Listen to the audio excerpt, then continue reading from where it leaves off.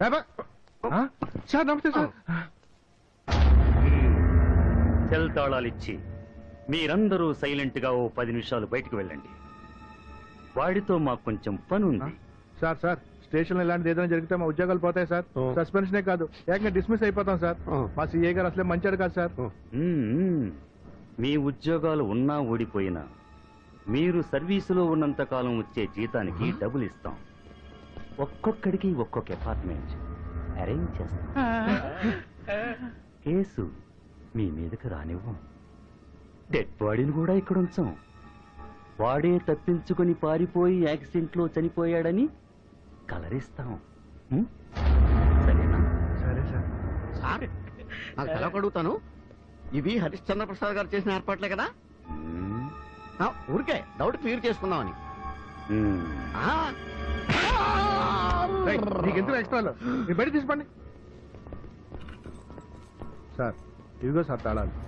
మేము బయట ఉంటాం సార్. ఇంకా నిలబడతారేంట్రా? కూర్చోండి. ఇప్పుడు మనందరం ఈక్వల్ పార్ట్నర్స్.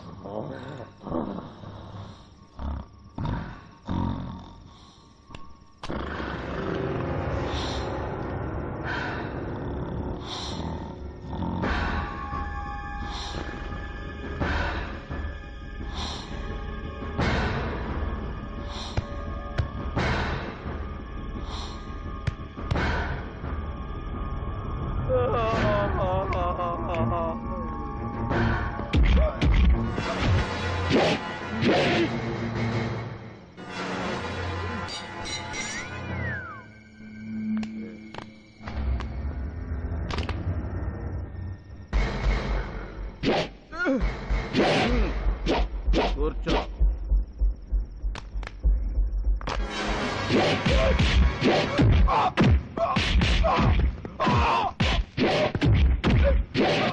బచ్చాగాని సంపడానికి ఎంతసేపు చేస్తానంటాడు? బచ్చాగాడని కట్టాడు మొన్న ఇచ్చాడుగా గిస్క. గురుగారు వాళ్ళ పని కానిచ్చేలోపు మనం పని కానిద్దామా? ఏంటది? కాగితం వద్దామా? డబ్బులు ఇవ్వట్లేదు. ఏదో బానే ఉందండి. అంతేనంటావా? అయితే పదండి.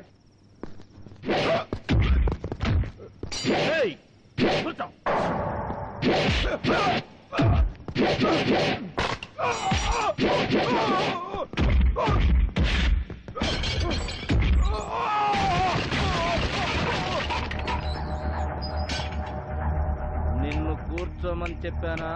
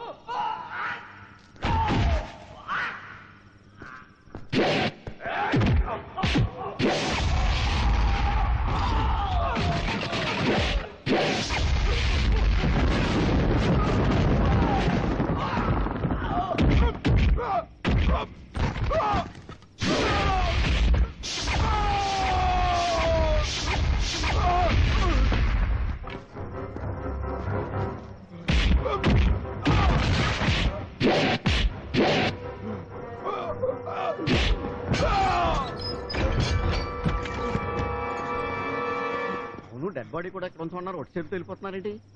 పైగా కుట్టుకురాలాగా పరుగులేంటి? బయట గొళ్ళం కూడా పెట్టారు. ఏంట్రా లోపల ఉన్నాడు. ఎవరు? మన మగుడు. లే. అయ్య బాబాయ్. అయిపోయావు. వాడితో మన చాప్టర్ క్లాస్ ఈ లోపలికి ఇప్పుడు వెళ్ళాడు ఏమో ఒకవేళ మన టీ తాగడానికి వెళ్ళినప్పుడు వెళ్ళాడేమో. మిమ్మల్ని లోపలికి రండి రా.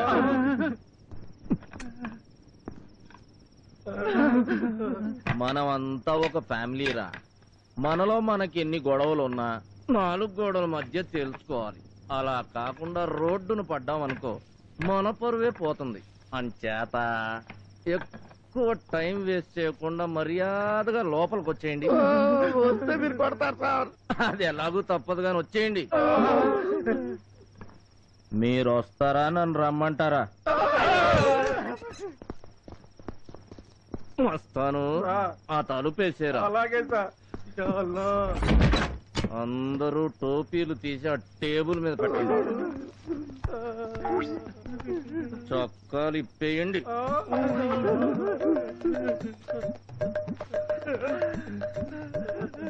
బెల్టులు కూడా తీయండి.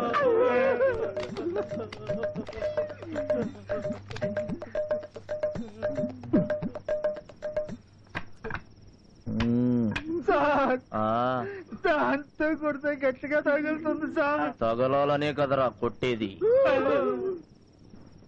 ఏరా ఎస్ఐ, రోజు నీ పెళ్ళాన్ని ఎవడ పక్కలో కన్నా పంపే డ్యూటీకి వస్తున్నావా? సార్ ఏ పౌరుషం పొడుచుకొచ్చిందా? ఈ పౌరుషం సిన్సియారిటీ డ్యూటీలో చూపించరా దొంగ నా కొడక. రేయ్, నీలాంటి లుత్యాలు డిపార్ట్మెంట్ లో ఉండబట్టేనా పోలీసుల్ని పసుపు నీళ్లు జల్లి గౌరవించాల్సిన జనం పేడ నీళ్లు కొట్టి చీ కొడుతున్నారు. రేయ్, నీ కళ్ళ ముందే బయటోడొచ్చి మన కస్టడీలో ఉన్న వాడి మీద చెయ్యేస్తే నీ శోభనం గదిలో నువ్వు పక్కన కూర్చొని ఇంకొకటి చేత కార్యం చేయించినట్టేరా? సార్ సార్ నన్ను వదిలేయండి. అసలే health problem, kidney trouble. Kidney ఉండేది అక్కడ కాదురా. వెధవ కిడ్నీ పోతే ఇంకొకటి స్పేరుగా కొనుక్కోవచ్చు. కావాలంటే నేనిస్తా. కానీ మీలాంటి వాళ్ళ వల్ల చట్టానికే ప్రాబ్లం రా. వాడు చచ్చుంటే మీ ప్రాణాలు ఇచ్చుండే వాళ్ళ చెప్పండి.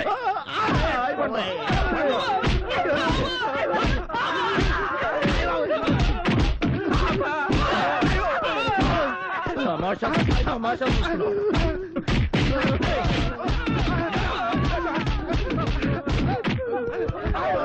ఏయ్, ఇలాంటి పొరపాటు మళ్ళీ జరిగిందో ప్రాణాలు తీసేస్తా.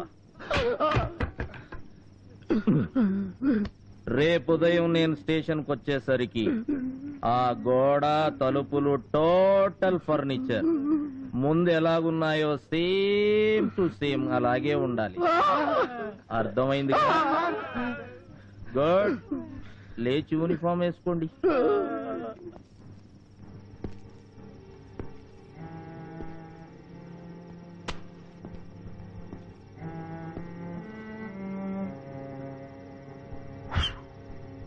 ఏంటి బుజ్జి అలా చూస్తున్నావు?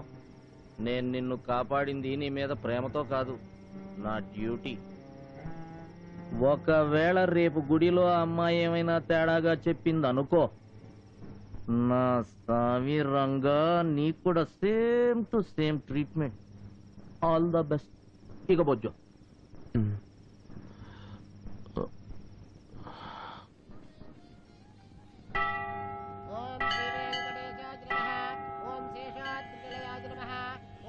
गोचराय नमः। ओम विष्णवे नमः। ओम सतञ्जनगिरीशाय नमः। ओम वृषाद्रिपतये नमः। ओम मेरुपुत्रगिरीशाय नमः। ओम सरस्वामी तटेजुषे नमः। ओम कुमाराकल्पसेव्याय नमः। ओम वज्रवृक्षयाय नमः। श्रियकान्ताय कल्याणनिधये निधयेऽर्थिनाम् श्रीवेङ्कटनिवासाय श्रीनिवासाय मङ्गलम्। साम्राज्यं भौज्यं स्वराज्यं वैराज्यं पारमेश्यं राज्यं महाराज्यमाधिपत्यमयम्। మధు ఇలా రా.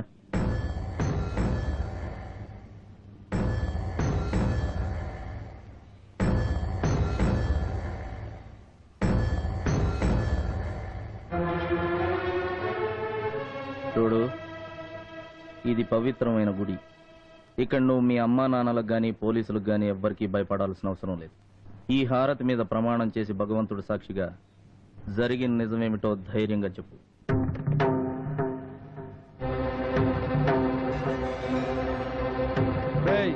రేపు నా కూతురు వాడితో సంబంధానికి నీళ్ళు వదిలేదాకా దీన్ని హాస్పిటల్ తీసుకెళ్లడం కాదు కదా, పచ్చి మంచినీళ్ళు కూడా ఇవ్వడానికి వీల్లేదు. అర్థమైందా? ఎప్పుడైనా జరగనివ్వను. నాన్న చెప్పమన్నట్టే చెప్తానమ్మా.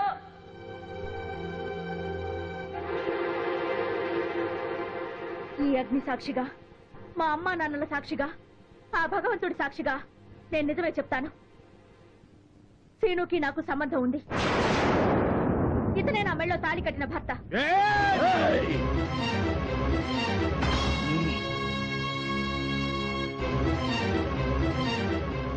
నువ్వు చెప్పు. మేమిద్దరం మనస్ఫూర్తిగా ప్రేమించుకున్నది నిజం. మా వాడు చంపేస్తామంటే పారిపోయి అగ్ని సాక్షిగా పెళ్లి చేసుకున్నది నిజం. మమ్మల్ని పశువుల్లాగా విడదీసి నాకు వేరే పెళ్లి చేయడానికి ప్రయత్నం చేసింది నిజం. సీను పేరుని నా చేతి మీద పచ్చబొట్టు పొడిపించుకుంటే దాన్ని మా బాబాయిలు కసాయి వాళ్ళలాగా కత్తితో కోసి చేర్పింది నిజం. చూడండి, సీను నా మెళ్ళో కట్టిన తాడిని బలవంతంగా వీళ్ళు తెప్పితే పట్ట మచ్చ చూడండి. మా నాన్న నా మనసు విరిచేయడానికి నా తల్లిని కొట్టి క్రూరంగా హింసించి చంపేస్తానని బెదిరించింది నిజం. నేను ఇక్కడ నిజం చెప్పినందుకు మా అమ్మ చంపేస్తారు సార్. మా నాన్న, మా అమ్మని మీరే కాపాడాలి సార్. నాకు నా భర్తకి రక్షణ ఇప్పించండి ప్లీజ్. సార్, ఏమిటి సార్ ఇదంతా? నాకేం అర్థం కావట్లేదు. ఈ అమ్మాయికి ఏమన్నా పిచ్చా? నోటికొచ్చినట్టు వెర్రిబాగుడు బాగుతుంది. అసలు ఈ అమ్మాయి ఎవరో, ఆ ప్రేమ కథ ఏమిటో, ఆ సీను ఎవరో నాకేం తెలియదు సార్. నా పేరు శ్రీనివాస్ ప్రసాద్ అండి. ఏంట్రా నువ్వు మాట్లాడేది? నిజం సార్, ఈ అమ్మాయితో నాకు పరిచయం లేదు. అసలు ఈ అమ్మాయిని ఇంత క్రితం ఎప్పుడు నేను చూడలేదు సార్.